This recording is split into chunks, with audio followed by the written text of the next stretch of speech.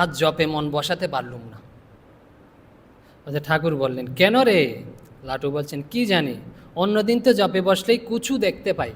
উনি হচ্ছেন বিহারি ছিলেন, তো মানে কিছু শব্দকে কুচু এভাবে বলতেন, বাংলাটা ঠিক ঠিক। তাই বলছেন, আমরা বলি তিনি বলছেন অন্যদিন জপে বসলেই কিছু দেখতে পান। কিছু দেখতে পান না মানে হচ্ছে তার ইষ্টদেবকে দেখতে পান সরাসরি, উজ্জ্বল জ্যোতির্ময় রূপে জ্যোতি দর্শন হয়, এসব তার দর্শন হতো নিয়মিত।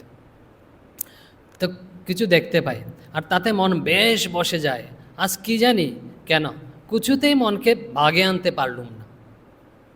তা শুনে ঠাকুর বলছেন, নিশ্চয়ই কিছু একটা হয়েছে, কিছু একটা গোলমাল হয়েছে, নাহলে তো প্রতিদিন হয়, আজকে হলো না কেন? তখন তো লাটু মহারাজ খুঁজে পাচ্ছে না কি গোলমাল করেছে। আমি তো ভালো আজকে ঠাকুরের সাথে ছিলাম, কোনো অন্যায় কোনো কাজ করিনি, মিথ্যা বলিনি, কিছু করিনি। তো ধ্যান না হওয়ার কারণ কি? মন কোনো উত্তেজিত করিনি মনকে। তখন লাটু মহারাজ চিন্তা করছে, জপ ধ্যানে যাওয়ার আগে তিনি কি করেছেন। তিনি বলছেন, লাটু বলছে, আজ মন্দিরে যাওয়ার আগে মনে হয়েছিল যে মা যদি বর দিতে আসেন তবে হামনে কি চাইবে, মানে মা যদি বর দিতে আসেন আমি মায়ের কাছ থেকে কি চাইব, এটা মনে উঠেছিল। এখন ঠাকুর বলছেন, ওই হয়েছে রে, কামনা আশ্রয় করলে কখনো কি জপে মন বসে? ওসব করবি নি। বলছে ধ্যানে বসে বর চাইতে নেই, বলছে মনে ধ্যানে বসে বর চাইতে নেই, আর হচ্ছে কোনো কিছু কামনার আশ্রয় করে ধ্যানে বসতে নেই।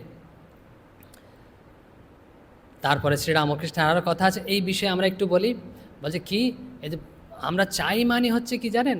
আচ্ছা ওই কথাটা বলি। শ্রীরামকৃষ্ণ বলছিলেন যে আমাদের মনে যাই উঠুক না কেন, এই যে কুকুর বিড়াল থেকে সব লোটা কম্বল যা উঠুক না কেন, তাতে কোনো সমস্যা নেই, তুমি ধ্যান করে যাবে।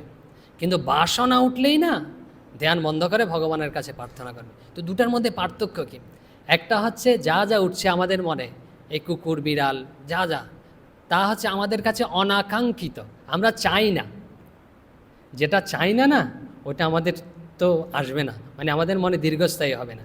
কিন্তু আমরা যেটা চাই, ওটা তো আমরা চাই, ছাড়ছি না। ওইটা চাই বলে ওইটা আমাদের কাছে আসবে এবং আমরা ধরে থাকবো, মন ওখান থেকে ছাড়তে পারবো না। আর মন যদি এইসব ক্ষুদ্র বিষয়ে থাকে না, তখন ভগবানকে আর দর্শনও হবে না, পাওয়াও যাবে না। কারণ মন বিক্ষিপ্ত থাকবে, দুটা তরঙ্গ থাকবে। আমরা দেখেছি এরকম যে সাধুদের কোনো কাজ মানে হচ্ছে ত্রুটিপূর্ণ কোনো কাজ বা কাজ অর্ধেক রেখে ধ্যানে বসবে না, ওই কাজটা সমাপ্ত করে না ধ্যানে বসবে। বা ঘুমাতে গেল, রাজা মহারাজের একটা ঘটনা বলি। রাজা মহারাজ ঘুমাতে গেছেন রাতের বেলা, তো ওই মনের মধ্যে উঠে